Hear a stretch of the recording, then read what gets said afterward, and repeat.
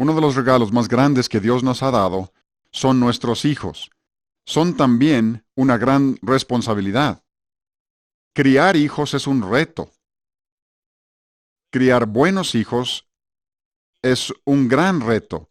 Y criar hijos piadosos es un reto increíble, pero posible. Hay varios ingredientes importantes que son necesarios para criar hijos piadosos. Uno es enseñar a los hijos a obedecer. Otro es enseñarles a mostrar respeto y honra. Además, los padres tienen que proteger a sus hijos del mal. Es falsa la filosofía que dice que produces hijos mejores si los expones a la suciedad de este mundo. Romanos 16:19 dice, «Quiero que seáis sabios para el bien e ingenuos o ignorantes para el mal». A muchos padres en la actualidad se les acusa de sobreproteger a sus hijos. ¿Me permiten una observación respecto a eso? Nunca perdemos a nuestros hijos por ser excesivamente protectores. Perdemos a nuestros hijos por ser ásperos o críticos o por ser inconstantes en nuestras propias vidas. La gran mayoría de las familias que yo conozco no protegen suficientemente a sus hijos. Enseñar obediencia y respeto y proteger a los hijos del mal son ingredientes claves necesarios para la crianza de hijos piadosos, pero no son el ingrediente clave. Incluso, pudieras tener esos ingredientes y aún así no criar un hijo sabio, piadoso, si te falta el ingrediente clave. En Proverbios 23:26 leemos, «Dame, hijo mío, tu corazón». Malaquías 4:6 es una profecía respecto al ministerio de Juan Bautista. Él hará volver el corazón de los padres hacia los hijos y el corazón de los hijos hacia sus padres. Pero el versículo no termina allí. El versículo termina con una advertencia respecto a lo que Dios hace si los padres no vuelven sus corazones hacia sus hijos. No sea que yo venga y hiera la tierra con maldición. Nosotros estamos viendo el cumplimiento de ese versículo por todas partes cuando los niños asesinan a otros niños y cuando las escuelas requieren de vigilantes armados y detectores de metales y cuando la gente tiene miedo de caminar a solas por las calles de la ciudad. Lucas 1:17 es una ampliación de Malaquías 4:6. E irá, refiriéndose a Juan Bautista, irá delante de él, Jesús, con el espíritu y el poder de Elías para hacer volver los corazones de los padres a los hijos y de los rebeldes, esos son los hijos, a la prudencia de los justos, esos deben ser los padres. La característica número 1 de la sabiduría es la justicia. Cuando los hijos ven a sus padres como justos y ya no como injustos, luego es más probable que dejen su desobediencia y rebeldía y entreguen sus corazones a sus padres. La última frase de este versículo dice así, para preparar al Señor un pueblo bien dispuesto. Los jóvenes no están preparados para que Dios obre en sus vidas mientras sus corazones no se vuelvan de sí mismos o de otros hacia sus padres. Ahora les he dado los pasajes en los que se presenta esta verdad. Permítanme decirles dónde se ilustra la verdad. Segundo Samuel 13 y 14 son los capítulos que relatan cómo fue que el rey David perdió el corazón de su hijo Absalón. Absalón y Tamar eran hermanos. Pero David no protegió a Tamar como debiera. David permitió que un medio hermano de Tamar, Amnón, estuviera con Tamar a solas. Amnón violó a su media hermana. David se enojó cuando lo supo, pero no hizo nada.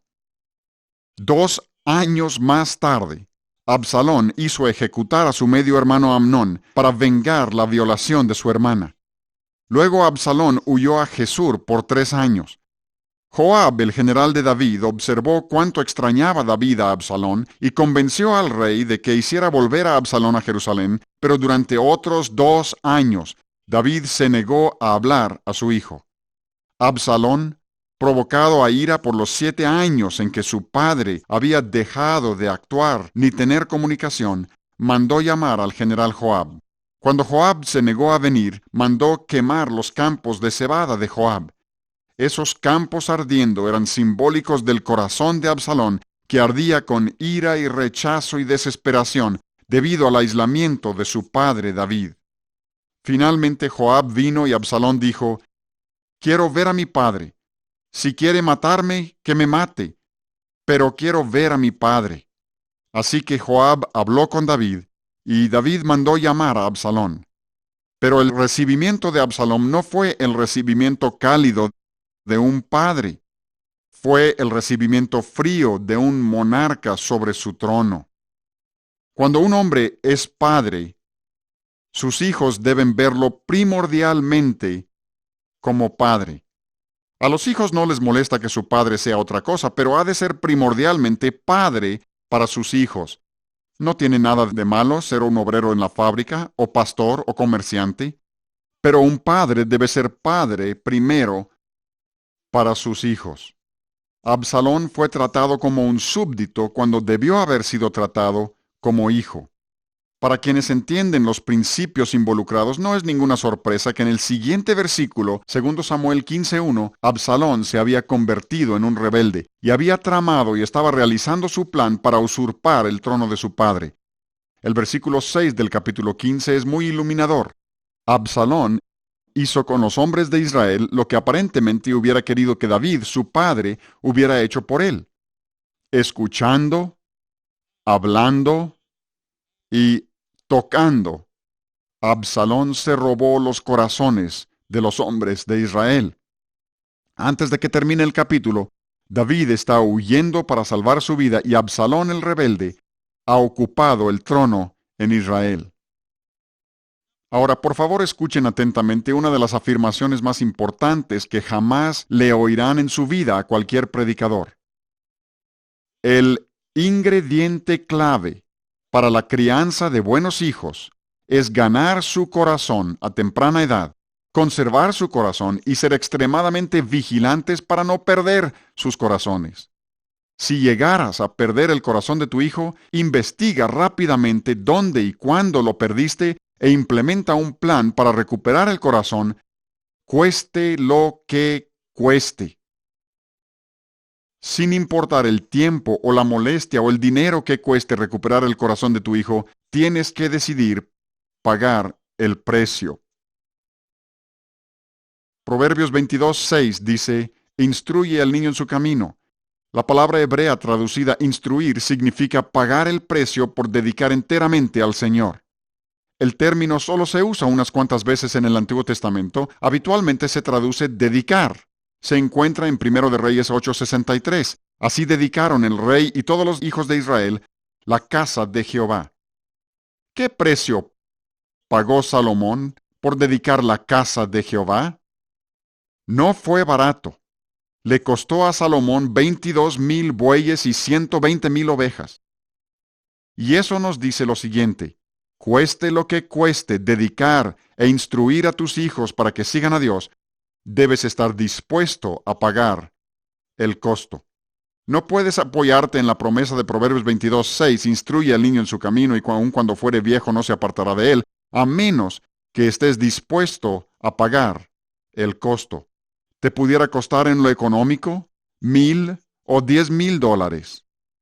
Te pudiera costar tu empleo. Debes estar dispuesto a pagar el costo. Pudiera ser necesario vender tu casa y reubicarte en otro lugar. Debes estar dispuesto a pagar el costo. Pudiera requerir que tomes varias semanas de tu trabajo para viajar a solas con tu hijo. Debes estar dispuesto a pagar el costo. Pudiera requerir cambios radicales en tu propia vida personal. Debes estar dispuesto a pagar el costo. Pudiera requerir días de ayuno y oración, como un hombre que conozco que ayunó 36 días por su hijo. Debes estar dispuesto a pagar el costo.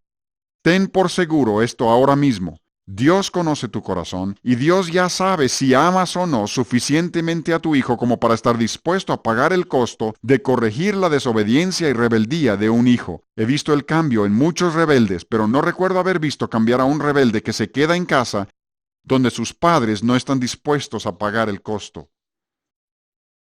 Antes de que termine este mensaje, pudieras sentir que soy muy enérgico, y se debe a que he vivido la realidad de lo que estoy diciendo. Fue el 21 de diciembre de 1992 que sonó mi teléfono. Una madre muy angustiada estaba en el otro extremo de la línea. Al escucharla me enteré de que por 1 año y medio habían estado teniendo problemas con su hijo de 18 años, Miguel. Todo parece haber empezado como a los 16 años cuando le compraron a Miguel su propio carro y lo dejaron trabajar en un restaurante.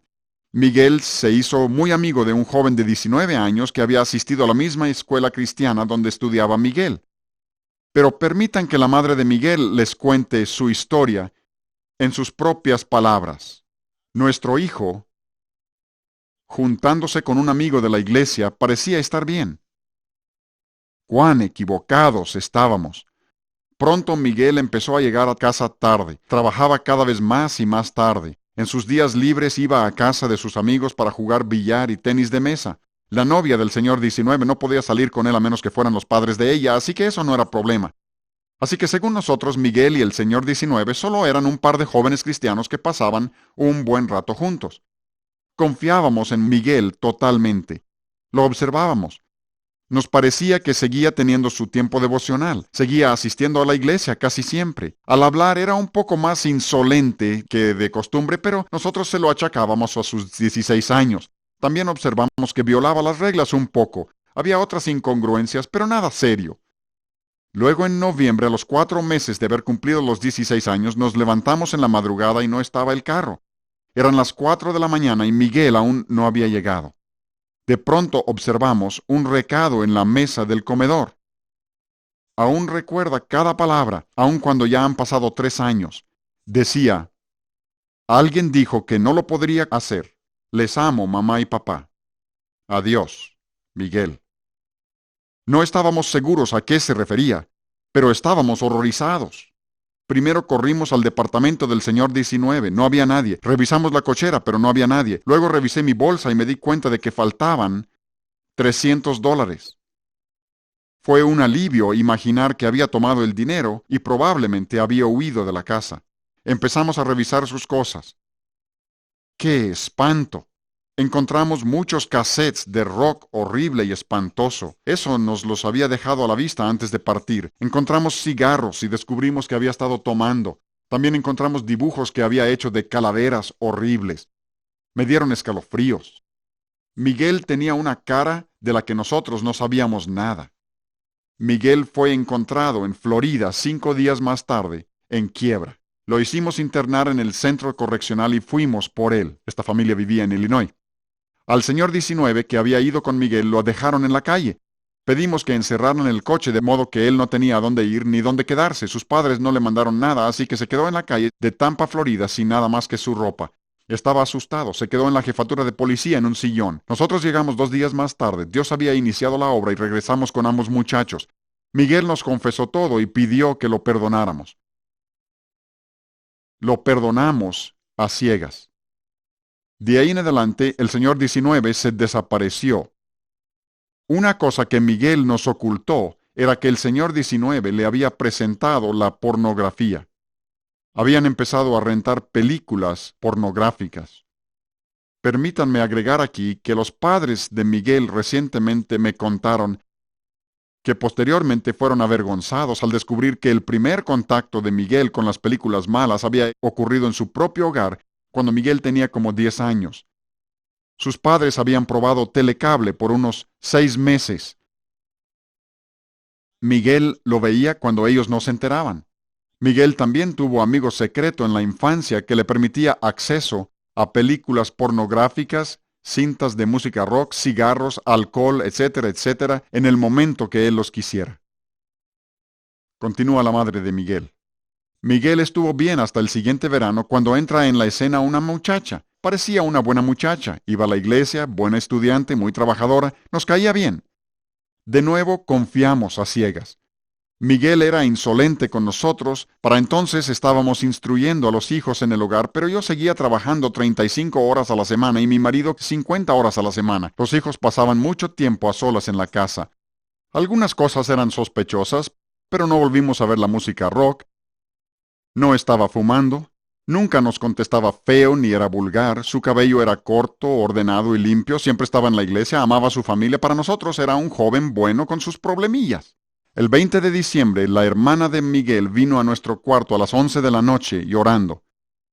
Dijo que necesitaba hablar con nosotros. Dijo que Miguel y un amigo habían estado trayendo películas malas a la casa. Ella los había sorprendido una noche. Él tenía una videocasetera en su cuarto, la expulsaron y le dijeron que no hablara. No les importaba lo que dijéramos nosotros ni ningún otro. Iban a hacer lo que quisieran. También nos dijo que había echado a perder su fiesta de cumpleaños 2 semanas antes. Se había llevado a una de las muchachas al carro y la estuvo besando. Había sido sexualmente agresivo con todas sus amigas de 14 años. Fue la mañana del día siguiente, el 21 de diciembre, que hablaron conmigo los padres de Miguel. Deseaban desesperadamente saber si había algo que pudieran hacer para alcanzar a su hijo de 17 años y medio. Permítanme preguntarles ahora mismo, ¿qué les dirían ustedes a estos padres? ¿Qué pueden hacer estos padres para enderezar a este hijo de 17 años y medio, que ya ha probado todo lo que el mundo ofrece, se ha vuelto engañoso y no muestra ningún deseo de cambiar? Antes de contarles el final de la historia, primero permítanme asegurarles que la rebeldía empieza en el corazón. El corazón de todo problema es un problema en el corazón. Y eso incluye la rebeldía. Incluso la rebeldía es más un problema del corazón que un problema de la vida. Hebreos 3:10 dice, siempre andan vagando en su corazón. El problema de David era que había perdido el corazón de Absalón. Y la vida de Absalón vagaba porque su corazón vagaba. Muchos meses antes de que Miguel se fuera de la casa, los padres de Miguel habían perdido su corazón. La vida de Miguel vagaba porque su corazón vagaba. Qué fácil hubiera sido que los padres de Miguel se dirigieran únicamente al problema de su huida del hogar, o sus malas amistades, o su adicción a la pornografía, o su consumo de alcohol, o su música rock, o lo que fuera. Pero todas esas cosas eran únicamente síntomas, eran superficiales. La causa de raíz de todos esos problemas era este. Sin siquiera saber cómo, ni dónde, ni cuándo había sucedido, los padres de Miguel habían perdido el corazón de su hijo. Repito, el corazón de todo problema es un problema en el corazón. No puedo subrayar demasiado esto porque este corazón del que estoy hablando controla todos los aspectos de la vida de una persona. Tu corazón mantiene vivo y funcional todo lo demás en tu vida. El padre, pues, que tiene el corazón de su hijo tendrá acceso a todo lo demás en la vida de su hijo. Cuando la madre de Miguel dijo que él tenía una cara de la que ella no sabía nada, estaba diciendo claramente que ellos no tenían el corazón de su hijo. Los padres que tienen el corazón de su hijo sabrán todo lo que ocurre en la vida de su hijo. Puede dirigir los pasos de su hijo en la dirección correcta, puede proteger los ojos y los oídos de su hijo contra imágenes o música nociva, y puede decidir quiénes serán los amigos de su hijo. Recuerdo haber hablado con los padres de un muchacho al que llamaré Enrique. Durante 15 años los padres de Enrique nunca habían tenido problemas serios con su hijo, pero con lágrimas me contaron que algo andaba mal. Cuando les pregunté respecto a su hogar, parecía que tuvieran el hogar perfecto. Ambos padres eran cristianos sinceros, humildes, con buenas normas, estaban en una buena iglesia, no tenían televisión, eran cuidadosos con periódicos, revistas y música. Su hijo era instruido en el hogar, pero algo andaba muy mal. Más adelante les diré lo que andaba mal con Enrique. ¿Saben qué es mejor, a la larga? Tener un hijo que ocasionalmente te desobedezca, pero que tengas su corazón, que tener un hijo que continuamente, completamente te obedece, pero que no tengas su corazón. No todo hijo de quien los padres pierden su corazón se volverá vago o rebelde, pero el potencial de la rebeldía está presente, no importa cuán obediente sea el hijo exteriormente, si no tienes su corazón. Eso significa lo siguiente: cualquier padre que no tiene el corazón de su hijo, tiene un hijo con un potencial de llegar a ser un rebelde terrible, que haga cosas horribles y quebrante el corazón de sus padres. ¿Están pensando? ¿Tienes el corazón de tu hijo? ¿Qué respondería tu hijo si ahora mismo le preguntaras: ¿tengo tu corazón? No olvides, el corazón de todo problema es un problema en el corazón. El segundo pensamiento clave es: el que tenga el corazón del hijo, un día poseerá la vida y la lealtad del hijo. Este corazón del que estoy hablando no se hizo para guardarlo, fue hecho para entregarlo. Quien sea la persona a quien tu hijo entregue su corazón, es también la persona que un día tendrá su vida y su lealtad. ¿Cómo era posible que Miguel haya huido de un hogar cristiano seguro, lleno de amor, con su amigo de 19 años? No fue nada difícil. Su amigo tenía su corazón. Quien tenga el corazón, un día tendrá al Hijo. Por esa razón, el mundo continuamente está presionándonos, intentando atar el corazón del Hijo a todo y a todos, bueno y malo, menos sus padres. Desde niñeras hasta estrellas de televisión, maestros, personajes de caricaturas, estrellas de básquetbol, estrellas de fútbol, artistas de rock, novios y novias. He conocido jóvenes cuyo corazón está más con algún personaje de caricatura o equipo deportivo que con sus padres. Y a veces te puedes dar cuenta con solo mirar las paredes de las recámaras de tu hijo, quién tiene su corazón. Yo te pregunto, ahora mismo, ¿tú tienes el corazón de tu hijo? ¿Tu hijo preferiría pasar tiempo contigo antes que con cualquier otro?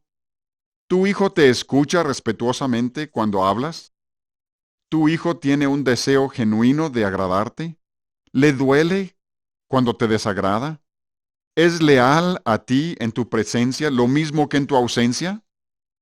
¿Sabes lo que está sucediendo en el interior de tu hijo?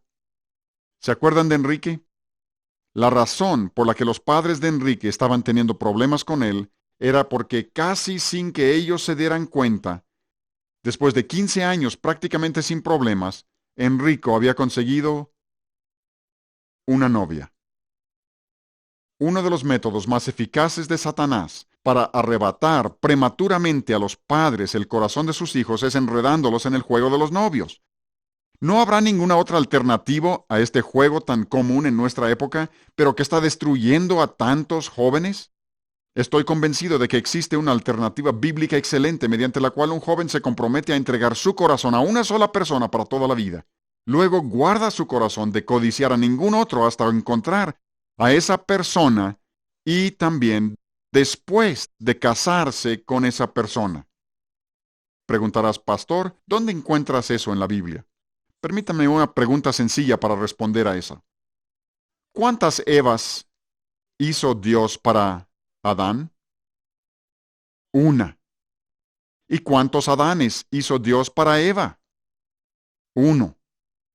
Al ir de novio en novia, nuestros jóvenes no están aprendiendo lo que es compromiso, están aprendiendo a romper relaciones. Los jóvenes que cuidan su corazón de la codicia pueden entonces buscar primeramente el reino de Dios y su justicia mientras son amigables, no coquetos, con todos. Un joven puede entonces dejar su corazón con sus padres y permitir que ellos le ayuden a encontrar su cónyuge cuando tenga edad y madurez para el matrimonio. Los padres de Miguel se lo trajeron de Florida, pero realmente no recuperaron su corazón aun cuando lo recuperaron a él. Fue muy fácil para Miguel entregar su corazón a una muchacha, de modo que los problemas empezaron de nuevo. El tercer pensamiento clave es que los hijos desean que sus padres tengan su corazón. Me encanta esta idea. Todos nacemos con el deseo de agradar a nuestros padres, de estar cerca de ellos, de compartir cosas con ellos, de obtener su elogio y aprobación. Escuchen a Esaú cuando clama en Génesis, «Bendíceme a mí también, Padre mío». Vean a David, hambriento de ver a Absalón, y a Absalón hambriento de ver a David. Y ahí tienen a Miguel, antes de huir a la Florida, poniendo todo a la vista para que sus padres lo pudieran ver. Estaba clamando a sus padres para que recuperaran su corazón y le ayudaran a enderezar su vida. Por favor, oigan esto con atención. Estoy a punto de exponerles una de las más grandes mentiras de Satanás a los padres en nuestra época. Si el impacto destructivo de las mentiras pudiera compararse con las bombas, esta sola mentira ha de tener la capacidad destructiva de una bomba nuclear. Sin embargo, esta mentira es aceptada y hasta se hacen bromas respecto a ella por muchísimas personas. La he oído muchas veces en conversaciones privadas, lo mismo que en el radio y en la prensa. Esta es la mentira. Cierta rebeldía es normal y debe esperarse en todo adolescente. Como la rebeldía es normal y de esperarse, no sientes que tengas que hacer nada al respecto. La rebeldía no es normal. Primero Samuel 15:23 nos dice que la rebelión es pecado y expone al hijo al campo y poder y control de Satanás. Aún un poco de rebeldía debe ser una señal para los padres de que el corazón está vagando y se encuentra afligido y está hambriento de amor y atención y aceptación. Cuando el hijo tiene una boca insolente, como Miguel, no podemos simplemente achacárselo a sus 16 años. Un poco de rebeldía es como un cáncer de rápido crecimiento que se multiplica exponencialmente para producir toda una masa de rebeldía que destruye la vida. Cuarto, ¿sabías que la Biblia nos presenta un cuadro ideal de la relación padre-hijo? Piénsalo. ¿Dónde se encuentra en la Biblia? No es Abraham e Isaac, ni es Jacob y José, y por supuesto que no es David y los hijos de él. Esto te pudiera sorprender, pero el ejemplo ideal de corazones de padres e hijos íntimamente unidos es la del Padre Celestial con su Hijo, el Señor Jesucristo. Jesús dijo en Juan 5:19, no puede el Hijo hacer nada por sí mismo, sino lo que ve hacer al Padre, porque todo lo que el Padre hace también lo hace el Hijo igualmente. Y en Juan 5:30 Jesús dijo, no puedo yo hacer nada por mí mismo, no busco mi voluntad, sino la voluntad del que me envió, la del Padre. Y considera en este contexto la afirmación de Jesús en Juan 10:30. Yo y el Padre, uno somos. Ese es el cuadro ideal de la relación padre-hijo. Existen tres graves peligros para el corazón y se presentan en este orden. El corazón se puede perder, se puede endurecer y luego puede ser robado. Primero, el corazón se puede perder. Quizá la forma número uno en que el padre pierde el corazón de su hijo es expresando ira para con su hijo. A pesar de lo que muchos padres piensan, la ira no quebranta la voluntad de un hijo, la ira destruye el espíritu de un hijo y hace que endurezca su corazón. Vez tras vez, al tratar con un hijo rebelde, descubre que su padre ha tenido un problema con la ira. El padre de Miguel no estaba enojado todo el tiempo, pero ocasionalmente explotaba y luego se controlaba. El temor a las explosiones de ira pueden hacer que un hijo se enconche, y cuando se enconcha se lleva consigo su corazón. Yo he tratado tanto con los problemas creados por la ira de los padres que continuamente estoy recomendando que pidan a Dios que limpie sus vidas completamente de la ira. Dirás, ¿pero qué sucede si alguien viola mi casa a medianoche y necesito estar enojado? No necesitarás de la ira aún entonces. Necesitarás valor y discernimiento. Por favor, grábense esto. Tú y yo nunca necesitamos de la ira humana. Santiago 1:20, la ira del hombre no obra la justicia de Dios. Salmo 37:8, deja la ira y desecha el enojo. Efesios 4:31, quítense de vosotros toda amargura, enojo, ira, gritería y maledicencia. Y Gálatas 5:20 menciona la ira como una de las obras de la carne, junto con adulterio e idolatría. Efesios 4:27, que dice, airaos, pero no pequéis, no significa que puedes gritar y chillar, aventar platos y golpear la puerta y todo eso sin pecar. Efesios 4:26 significa que cuando sientas que el enojo empieza a invadir, cuídate. Estás a punto de pecar. El corazón es demasiado delicado. El corazón del hijo es demasiado delicado para sobrevivir a las explosiones catastróficas de la ira de los padres. A veces los padres pierden el corazón del hijo cuando violan el mandamiento más importante dado a los padres en la Biblia. Se encuentra en Efesios 6:4. Padres, no provoquéis a ira a vuestros hijos. Menciono ese mandamiento como el mandato más serio dado a los padres en la Biblia, porque es el único mandamiento negativo que yo conozco dado directamente a los padres en relación con sus hijos. Las consecuencias más devastadoras se deben no a la violación de mandamientos positivos, sino a la violación de mandamientos negativos. La Biblia nos ordena que amemos a nuestro prójimo, también dice no matarás. Ahora, es malo violar el mandamiento positivo, es horrendo violar el mandamiento negativo. Puedes provocar a ira a tu hijo si lo criticas injustamente, si le hablas con aspereza, si bromeas con él excesivamente o si lo insultas en público. Pudieras provocar a ira a tu hijo si elevas tanto la norma requerida para ganar tus elogios y aprobación que nunca lo pueden alcanzar. Es muy posible que los padres lleguen a esperar de los hijos más de lo que Dios espera de ellos. Esas expectativas fácilmente pueden destruir tu relación. No se debe esperar que un hijo inmaduro sin experiencia pueda hacer una tarea tan bien como un padre maduro, experimentado, perfeccionista. Cuando el hijo ha hecho lo mejor que puede, debe ser elogiado, sea que lo haya hecho mejor que otros o no. Los hijos tampoco deben ser comparados con otros como para hacerlos sentirse inferiores. Pudieras provocar a tus hijos a ira obligándolos a hacer algo que temen terriblemente. Pudieras provocar a tu hijo a ira por no comunicarte suficientemente con ellos, o pasando demasiado tiempo fuera del hogar, o por estar demasiado envuelto en la televisión o en otros placeres personales. El hijo, para sobrellevar el dolor de que pierdas su corazón, endurece su corazón. Y tercero, cuando el corazón se ha endurecido, alguien puede fácilmente venir a robarse el corazón. Cuando el rey David no escuchó las necesidades de los hombres de Israel, endurecieron su corazón hacia él. Luego llegó Absalón, vio la debilidad y proveyó un oído atento, así como las malas amistades de nuestra época ven la debilidad y prestan un oído atento.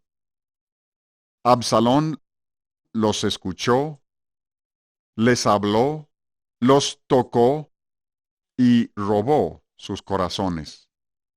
Las cosas que hizo Absalón para robar los corazones de los hombres de Israel son las mismísimas cosas que se usan en nuestros tiempos para robar los corazones de los jóvenes a sus padres. Ahora, estas son las buenas noticias. Esas mismas cosas también darán resultado para que los padres recuperen los corazones de sus hijos de aquellos quienes se los han robado. Gracias a Dios, eso es cierto. Lo he visto vez tras vez. Papá, mamá, escuchen a su hijo. Luego háblenle con ternura, con interés, mientras lo tocan. Si escuchan con suficiente atención a sus hijos, descubrirán lo que les duele, lo que les molesta. Proverbios 24:3 dice que con prudencia se afirmará la casa. Mira a tu hijo y dile con ternura: quiero entenderte. Pudiera estarle molestando a tu hijo que empieza a tener problemas con su cutis. Posiblemente algunos de sus amigos se burlan de él por eso. Mírale a los ojos y escúchale con interés genuino. No cometas el error de decirle: eso no tiene importancia. Dile: gracias por contarme lo que sientes. Yo sé que duele cuando la gente se ríe de ti. Yo recuerdo lo que se siente. ¿No quieres platicarme más? Tu hijo pudiera sentirse feo o flaco o gordo o demasiado alto o demasiado bajo. Escúchalos. Algunos padres dicen: mis hijos no quieren hablar. Eso no es cierto. Los hijos sí quieren hablar. Repito, los hijos quieren hablar, pero quieren hablar de cosas que los padres habitualmente no consideran importantes. Tú y yo necesitamos entender que si es importante para nuestros hijos, entonces es importante, punto. No importa qué sea, es importante.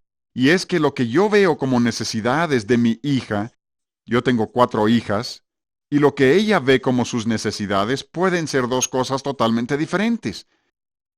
Yo tengo que suplir las necesidades de mis hijas, no solo como yo las percibo, sino también como ella las percibe. ¿Sabes lo que esto significa? Esta es mi afirmación favorita en todo este mensaje. Significa que tomar tiempo para besar la muñeca de tu hija porque le duele su pie es más importante, papá, para tu felicidad de aquí a 20 años, que escuchar al gerente de tu empresa cuando él te ofrezca un aumento de $20,000 anuales. Significa que debe importarte que a tu niño se le atascó su camioncito en el lodo el día de hoy. Estuve en mi oficina un día, muy atareado con el trabajo de la iglesia, cosas importantes. Pero cuando sonó mi teléfono y mi hija estaba llorando porque uno de sus gatitos había sido atropellado y muerto, dejé a un lado todas las cosas importantes y manejé 20 kilómetros a casa. Cuando llegué, abracé, acaricié y hablé palabras de consuelo a mi niña. Luego salí a sepultar a su gatito. Luego me quedé por ahí otras 2 horas para asegurar que estuviera bien. Luego cada día, por varios días, le seguí preguntando cómo se sentía. ¿Y por qué hice eso? Porque era una oportunidad de comunicar a mi hija que ella tenía un papá que antes que nada era un papá y luego un pastor. Yo sé que no todo padre puede dejar todo como lo hice yo para irse a casa, pero yo sí podía, así que lo hice. Y es que yo no tengo que amar a los gatos para ser feliz en mi vejez, pero sí tengo que amar a los niños. ¿Por qué entregan los hijos sus corazones a sus amigos? Porque sus amigos los escuchan. No vas a criar buenos hijos basándote en la apariencia externa, si se están sujetando a las reglas o no. ¿Recuerdan que los padres de Miguel creían que él estaba bastante bien aparentemente antes de que se fuera de la casa? Tienes que ir más allá de la superficie.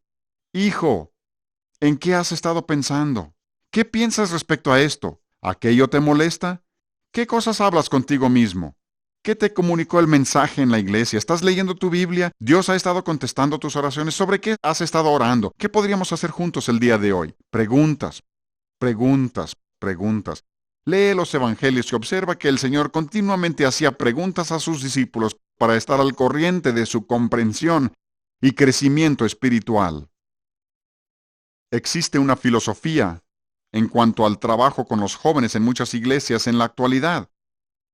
La filosofía es esta: consigan a un pastor de jóvenes a quien los jóvenes le entreguen su corazón y que él haga muchas cosas con la juventud. Ahora, esa filosofía no es del todo mala. Hay jóvenes que no tienen padres o con padres que se niegan a hacer lo que Dios quiere que sean, y esos jóvenes van a fracasar si algún adulto piadoso no gana su corazón y los orienta bien. Pero el ideal de Dios no es que un pastor de jóvenes pase tiempo con la juventud.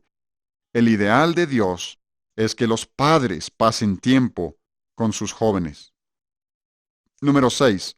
Solo el corazón puede guardar el corazón. La mano sola no puede guardar el corazón. Y los varazos probablemente no van a corregir a un joven rebelde.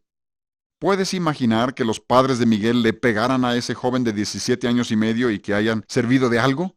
Yo no estoy seguro que lo hubieran podido hacer aunque lo hubieran querido. Lo primero que hay que hacer ante cualquier indicio de rebeldía no es desesperarse y alejarlo. Lo que hay que hacer es acercar más al hijo. Un hogar con un joven rebelde en muchos casos está lleno de un ambiente de crítica mortífera. Eso tiene que cambiar. Los elogios crean un ambiente de amor y gozo y aceptación, sea en la casa o en la iglesia.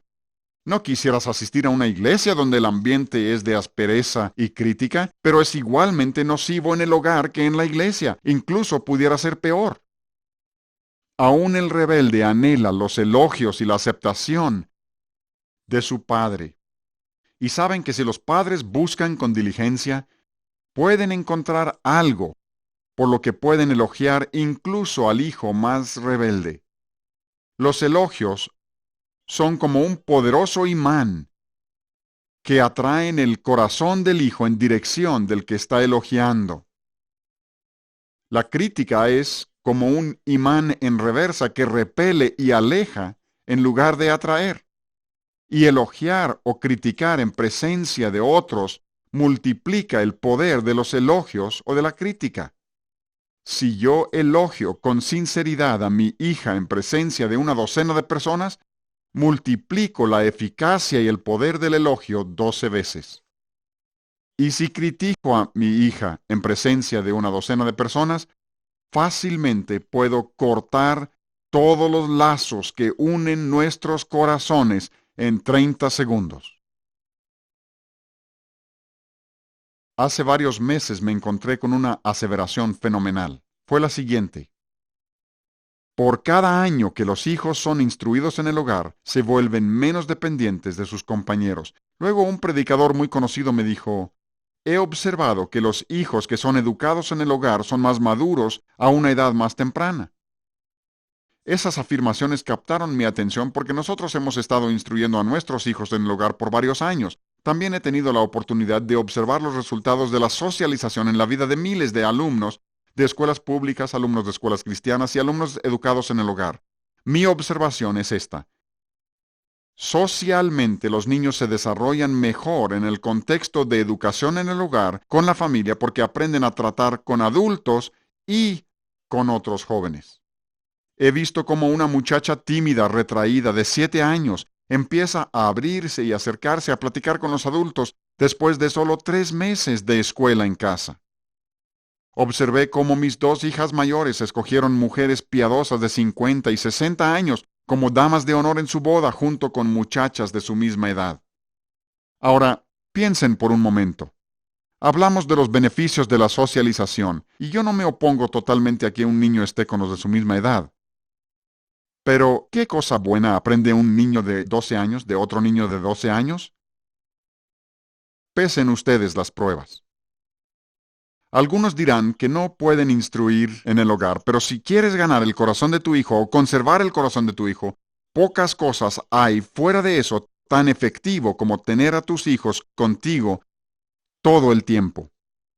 Preguntarás: ¿pero será adecuada su preparación? Pues según las estadísticas reciben una preparación mejor que el promedio, pero también necesitamos tener cuidado de no elevar el conocimiento intelectual a una cumbre que la Biblia no le concede.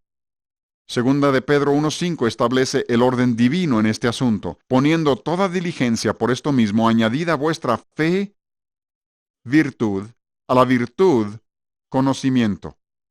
Dios no estaba adivinando cuando estableció ese orden. La primera prioridad es fe, la relación de la persona con Dios. La siguiente prioridad es virtud, o sea, carácter o excelencia moral. Después de virtud, conocimiento. O sea que Dios ve la virtud y el carácter como más importantes que el conocimiento. Cuando no reconocemos las prioridades de Dios, terminamos por producir eruditos necios. Gente con mucho conocimiento, pero poca sabiduría y carácter.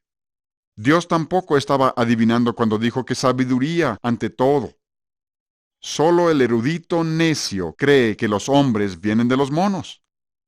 La verdadera sabiduría dice: un gran diseño requiere de un gran diseñador.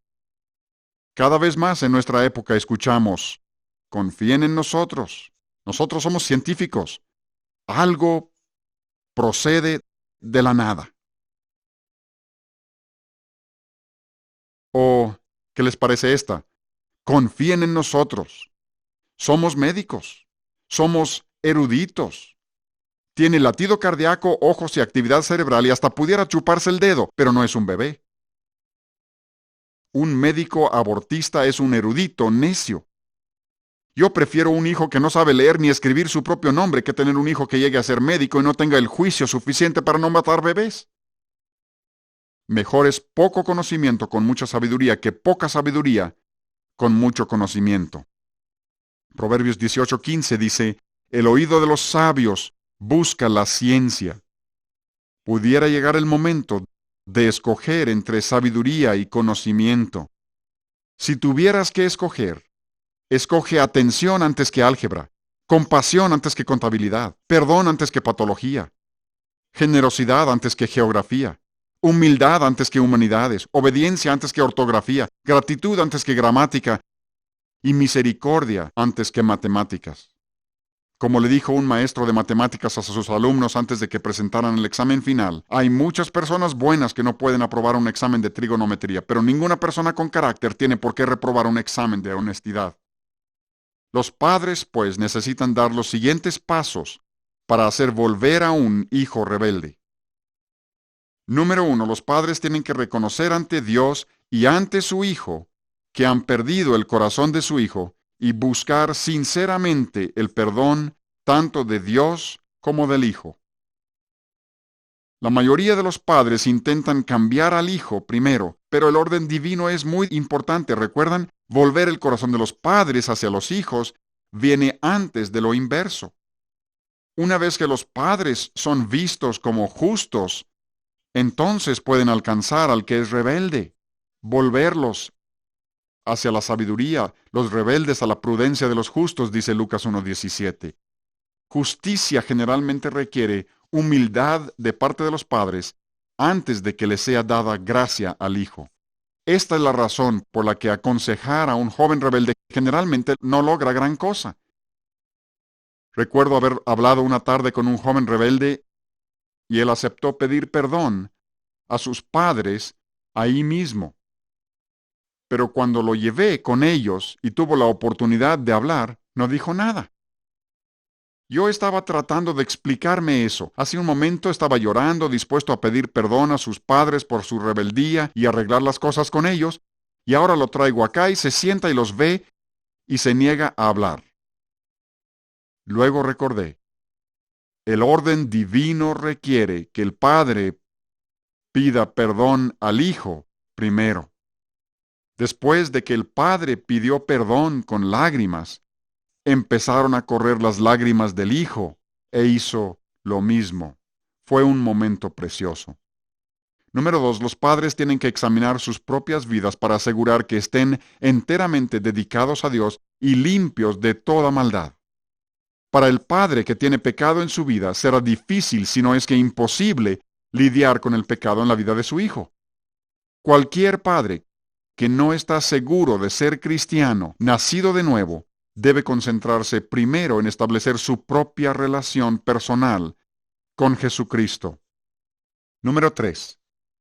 El hijo rebelde debe aislarse completamente de toda influencia personal negativa. Proverbios 13:20 dice, el que anda con sabios, sabio será, mas el que se junta con necios será quebrantado. Se le tiene que aislar de todas sus amistades, especialmente de novio o novia. Lo mismo que de cualquier miembro de la familia que no esté totalmente de acuerdo con los objetivos espirituales de los padres. Esto significa que la escuela en el hogar es esencial, ni siquiera es opcional. Los padres deben ser tan esmerados en esta área que ni siquiera se le permita al niño asistir a la escuela dominical con jóvenes de su misma edad si no están presentes los padres. Incluso pudiera ser necesario dormir en el mismo cuarto con el hijo rebelde. Tristemente, en ocasiones el hijo debe ser aislado incluso de sus abuelos si ellos no apoyan a los padres. Número 4. El hijo rebelde también debe aislarse completamente de toda influencia impersonal negativa. Se debe limpiar el hogar de televisión, radios, mala música, revistas dudosas, catálogos, etcétera, etcétera. Hay que revisar toda la casa. Satanás se aferrará al terreno en la vida de un rebelde si quedara cualquier base para aferrarse al terreno. Como me dijo un rebelde transformado, hambrear al pecado sí funciona. Número 5. Todo lo que se elimine debe ser sustituido con cosas buenas. El hijo no puede convertirse en un vacío espiritual. Nunca será un vacío espiritual. Algo llenará el espacio. Número 6. Los padres deben orar fervientemente para que Dios ate a todos los poderes malignos que estén influenciando a su hijo. Siempre que tengas que lidiar con rebeldía, puedes tener la certeza de que estás lidiando con poderes satánicos.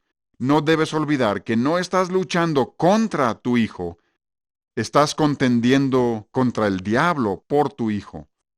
Y número 7. Los padres no deben seguir sus inclinaciones naturales de aislarse de su hijo, sino más bien acercarse aún más a él. Ambos padres deben pasar horas y horas con el joven. Deben platicar y caminar y trabajar y enseñar y jugar y orar y estudiar y compartir las escrituras y etcétera y etcétera. El padre y especialmente debe comprometerse a dedicar 1 hora diaria por un mínimo de 6 semanas. A veces la mejor manera de lograr esto es que el padre y el hijo tomen un largo viaje juntos. Debo agregar que una vez que recuperes el corazón de tu hijo, necesitas examinar el corazón todos los días.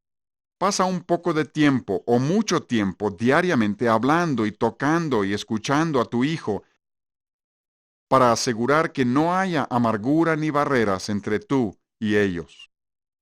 Además, procura hacer algo cada día que ate nuevas cuerdas entre tu corazón y el de tu hijo.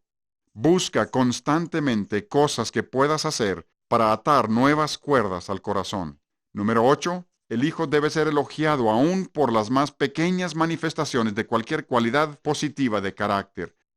Aún el hijo rebelde anhela los elogios y la aceptación de su padre. Los elogios, recuerden, son como un imán atrayendo el corazón del hijo hacia ti. Recuerden a Absalón clamando por la atención de su padre después de aquellos largos años sin él. Número 9. Padres, especialmente el padre, tienen que humillarse continuamente para pedir perdón por su ira, inconstancia, fracasos, etc.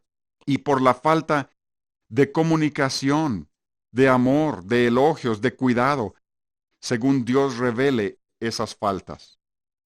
El padre especialmente debe tratar de recordar cuándo ha violado el mandamiento negativo, clave, que Dios da a los padres, de no provocar a los hijos a ira. Número 10.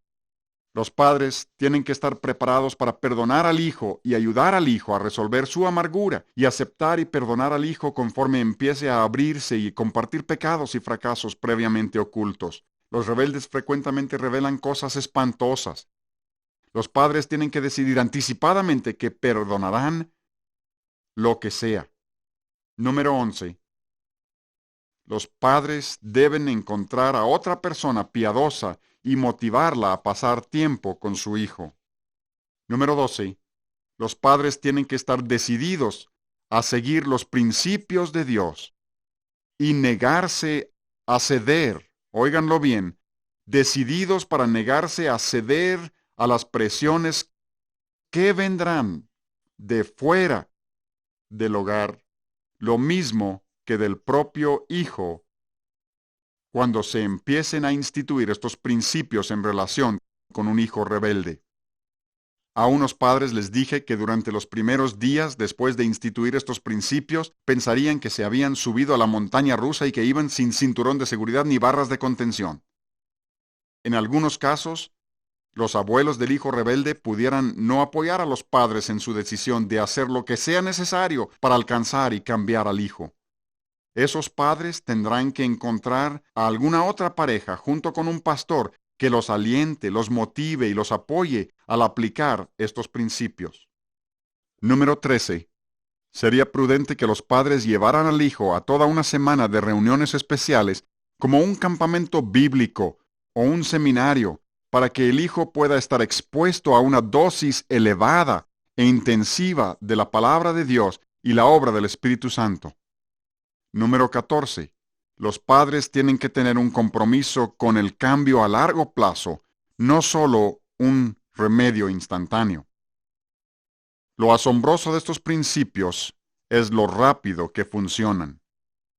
Para los padres que en verdad los aplican, casi cualquier rebelde se corrige en 2 semanas.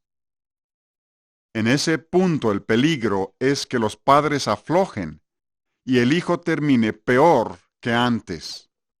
Casi puedo garantizar que eso sucederá.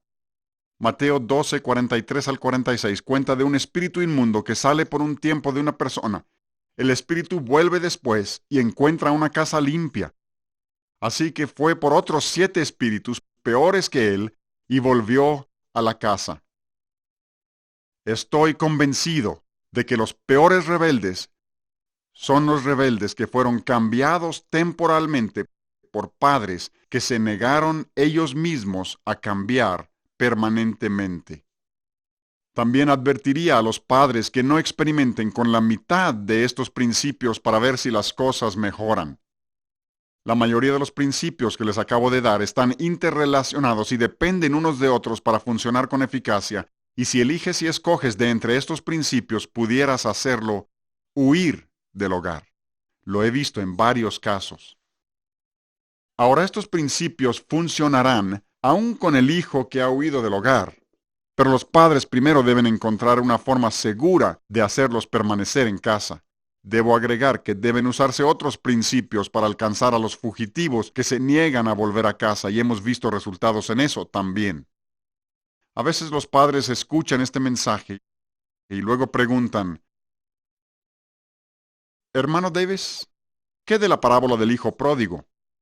¿El padre no lo dejó simplemente salir? Mi respuesta es la siguiente: si quieres aplicar los principios de Lucas 15 en lugar de los que les he dado de la palabra de Dios, en cuanto se presente un problema, pueden hacerlo. Pero ciertos principios son como hacha afilada que resuelven problemas importantes de la mejor manera posible. Y si aplican los principios de Lucas 15, ciertamente son aplicables en algún momento, pero si los aplican de inmediato, no se sorprendan cuando el hijo termina en el corral de los marranos, porque hasta allí llegó el hijo pródigo. Los padres de Miguel me habían llamado el 21 de diciembre. Esto es el resto del relato de la madre de Miguel. El 22 de diciembre Miguel salió después de las 11 de la noche. Lo esperamos hasta las 3 de la mañana. Revisamos su cuarto. Encontramos muchas cosas para las que no estábamos preparados, y no puedo decirles públicamente todas las cosas que encontraron. Fue obvio para nosotros que estaba totalmente fuera de control. Esa fue la peor noche de nuestra vida. Estábamos convencidos, como se nos dijo, que Miguel debía hablar únicamente con nosotros. Ahora éramos sus mejores y sus únicos amigos. La Navidad fue muy difícil. En nuestra reunión familiar se sentó entre nosotros. Nunca lo perdimos de vista. No le permitimos hablar con nadie en la iglesia. Luego llevamos a Miguel a una semana de predicación en un campamento, y hacia fines de la semana Dios había obrado en su vida. Para cuando Miguel regresó del campamento estábamos listos para hacer lo que Dios nos pidiera. Aprendimos un nuevo amor por nuestra familia. Además hicimos lo siguiente. Primero desechamos la televisión, videocasetera, tocacintas y radio de Miguel. Permítanme añadir aquí que yo creo que una de las cosas más peligrosas que los padres pueden hacer es permitir que su hijo tenga una televisión o radio en su cuarto. Creo que casi estás garantizando que perderás al hijo. Segundo, fuimos a todas las tiendas de videos y prohibimos que usaran nuestros nombres o los de nuestros hijos en ninguna lista. Tercero, le quitamos el coche. Cuarto, nada de amigos. 5, ninguna llamada telefónica. 6, escogimos algunos amigos piadosos que conocíamos para que pasaran tiempo con Miguel. 7, papá empezó a pasar mucho más tiempo con Miguel. 8, no había confianza, pero sí mucho amor. 9, motivamos a leer acerca de hombres piadosos. Todos nos hicimos mejores amigos. Si Miguel quería ver a un amigo, solo lo hacía en presencia nuestra. Verdaderamente, Dios hizo la obra en el corazón de Miguel y en el nuestro. Solo el primer mes fue difícil. Después de eso, las cosas cambiaron. Los padres de Miguel le preguntaron si deseaba agregar algo al relato. Estas son las palabras de Miguel. La decisión de mis padres de luchar conmigo fue lo que cambió mi corazón. Las cosas nunca hubieran cambiado si mis padres no hubieran hecho lo que dijeron, si yo no hubiera percibido que no se iban a dar por vencidos. Si los padres dicen: mi hijo tiene 16, 17, 18 años o lo que sea, ya tiene edad y no puedo hacer nada, ya han perdido la guerra. Continúa la madre de Miguel. Nunca nos dimos por vencidos. No solo luchábamos por nuestro hijo, luchábamos por el alma misma de sus generaciones futuras. Continuamente pensaba en los hijos y los nietos de Miguel. Si nuestro amor lo hubiera alejado, así sea. Pero si no hubiéramos hecho nada, no hubiera habido esperanza. Todos te dicen que al llegar a los 16 años no hay nada que hacer. Vaya que están equivocados. Nuestro segundo hijo ha sido un verdadero deleite. Ahora estamos haciendo cosas para prevenir los problemas. Yo trabajo en casa de las 4:30 a las 8:30 de la mañana para estar en la casa. Dios nos está bendiciendo tanto que es increíble. Mi hija es mi mejor amiga. Como familia hemos adoptado nuevas normas para evitar noviazgos y todos estamos contentos. Estoy tan agradecida por el amor de Dios por nuestra familia. Miguel ahora está casado y tiene una bebita. Sus padres me dijeron esta semana, ahora vemos cuánto hubiéramos perdido si no hubiéramos luchado por nuestro hijo. La historia de Absalón no terminó tan bien como la de Miguel y sus padres. Los hombres de Absalón lucharon contra los hombres de David y murieron 20,000 de ellos. Los rebeldes frecuentemente se llevan a otros en su propia destrucción. Luego Absalón huyó en un mulo y su larga cabellera se enredó en las ramas de una encina y se encontró colgado entre el cielo y la tierra. El padre David había rogado a los soldados que trataran benignamente con Absalón, pero fue Joab directamente al desvalido Absalón y atravesó 3 dardos a su corazón mientras aún vivía. Y luego otros 10 soldados sacaron sus espadas y destrozaron el cuerpo de Absalón.